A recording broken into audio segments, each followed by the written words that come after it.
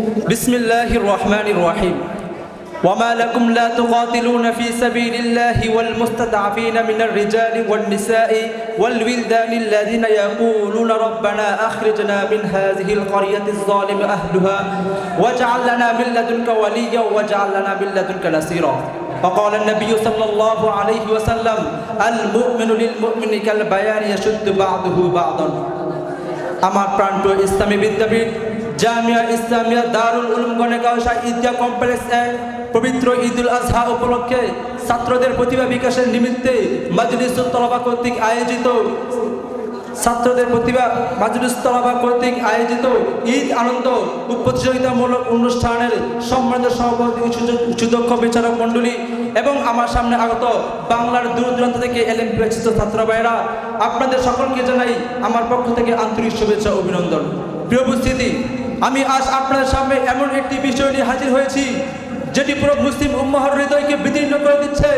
সেটি হলো ফিলিস্তিনের প্রতি ইসরায়েলের অবিচার ও মুসলিম উম্মাহর দায়িত্ব। এই বিষয়ে আমি কিঞ্চিত আলোচনাপাত করব। মা তাওফীকি ইল্লা বিল্লাহ। মুহতারাম হাজরিন, 1948 সালে যখন ইসরায়েল রাষ্ট্র প্রতিষ্ঠা পায় তখন থেকেই আমার ফিলিস্তিনি ভাই বোনদের উপর অত্যাচার নির্যাতন শুরু হয়ে যায়। হাজার হাজার ফিলিস্তিনি ভাই বোনদেরকে তারা নিজ গৃহ থেকে বের করে দেশ থেকে তাড়িয়ে দেওয়ার প্রচেষ্টা চালায়। 1966 সালে যখন ইসরায়েল রাষ্ট্র গাজা উপত্যকা পশ্চিম তীর জেরুজালেম দখল করে তখন আমার ফিলিস্তিনি ভাই বোনেরা এক বন্দি জাতিতে পরিণত হয়ে যায়। ইসরায়েলের সারা দিনের পর দিন তাদের অত্যাচার সর্বাধিক থেকে সম্প্রসারিত করতে থাকে। এক পর্যায়ে তারা মুক্তবে মসজিদে মাদ্রাসা যেতে পারে না, মুহূর্তে তাদের ঘরবাড়িতে অংশ করে ফেলা হয়। এমনকি হাসপাতাল ও মসজিদ পর্যন্ত তাদের অত্যাচার থেকে রেহাই পায় নাই।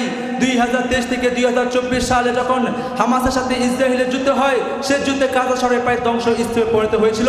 এই ছিল ফিলিস্তিনের প্রতি ইসরায়েলের নিষ্ঠুরতার সংক্ষিপ্ত ইতিহাস।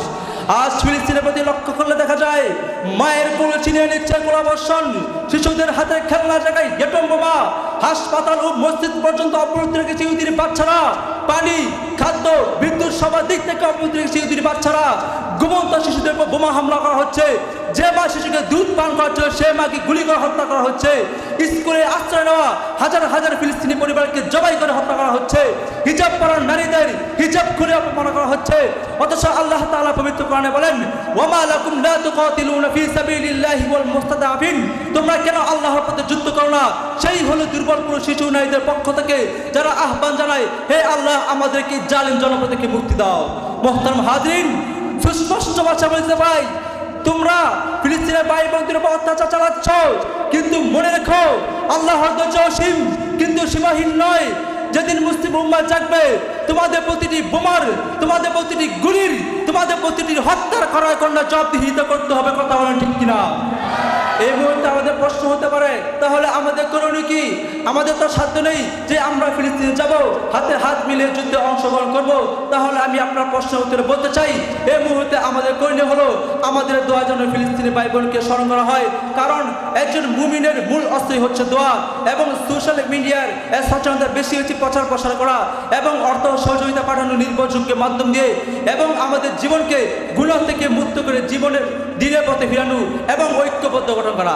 আল্লাহ তাআলা পবিত্র কোরআনে বলেন, ওয়াতাসিমু বিহাবলিল্লাহি জামিআ, তোমরা সবাই মিলে আল্লাহর উচ্চ আঁকড়ে ধরো। মুহতারাম হাজরিন, আজ আমি আপনাদের সামনে এমন একটি বিষয় নিয়ে হাজির হয়েছি যেটা শুধু বাংলাদেশের বিষয় নয়, যেটা শুধু আরবের বিষয় নয়, যেটা শুধু পাকিস্তানের বিষয় নয়, বরং পুরো মুসলিম উম্মাহর হৃদয়কে রক্তাক্ত করে চোখে পানি এনে দিচ্ছে। সেটি হলো ফিলিস্তিনের প্রতি ইসরায়েলের অবিচার ও মুসলিম উম্মাহর দায়িত্ব। মুহতারাম হাজরিন, আমরা কারা? সাহাবীদের জাগরণ স্মরণ করুন। আমরা হলাম সেই জাতির সন্তান যাদের মধ্যে ছিলেন ওমর ইবনে খাত্তাব রাদিয়াল্লাহু তাআলা আনহু। আমরা হলাম সেই জাতির উত্তরসূরি যাদের মধ্যে ছিলেন সালাউদ্দিন আইয়ুবী রাহমাতুল্লাহি আলাইহি। আমরা হলাম সেই জাতির সন্তান যাদের মধ্যে ছিলেন তারেক ইবনে জিয়াদ রাহমাতুল্লাহি আলাইহি। আমরা হলাম সেই জাতির সন্তান যাদের মধ্যে ছিলেন আবু ওবায়দা ইবনে জাররাহ রাদিয়াল্লাহু তাআলা আনহু। তাদের হাতে ছিল তরবারি, মাথায় ছিল কাপড়, বুকে ছিল ঈমান। আমরা হলাম সেই জাতির সন্তান। মুহতারাম হাজরিন, সুস্পষ্ট ভাষায় বলতে চাই, তোমরা যারা আল আকসার সাথে বেয়াদবি করতেছ, মুসলিম উম্মাহকে হত্যা করতেছ, জুলুমে পৌঁছে গিয়েছ চরম পর্যায়ে, কিন্তু মনে রেখো মুসলিম উম্মাহ এখনো জাগে নাই। যেদিন জাগবে সেদিন কেবল হামলা নয়, খোদার জমিনে খোদার দিনকে কায়েম করার জন্য তোমাদের তোমাদের ইসরায়েল নামক নামটা এই পৃথিবীর মানচিত্র থেকে চিরতরের জন্য মুছে দেওয়া হবে। কথা হলো ঠিক কিনা? আসুন আমরা সত্যিকারের মুসলিম হই এবং কুরআন ও সুন্নাহ দিকে ফিরে যাই এবং ইমানের শক্তি নিয়ে ঐক্যবদ্ধ হয়ে ইসরায়েলের বিরুদ্ধে দাঁড়াই। আল্লাহুম্মা আনসুরনা ইখওয়ানানা ফি ফিলিস্তিন, আল্লাহুম্মা কুন্না লাহুম নাসরুন মুআইয়িদান, আল্লাহুম্মা রযুকনা লিশহাদাতি ফি সাবিলিক। আমিন ইয়া রাব্বিল আলামিন ওয়া আখির দাওয়ানা আনিল হামদুলিল্লাহি রাব্বিল আলামিন।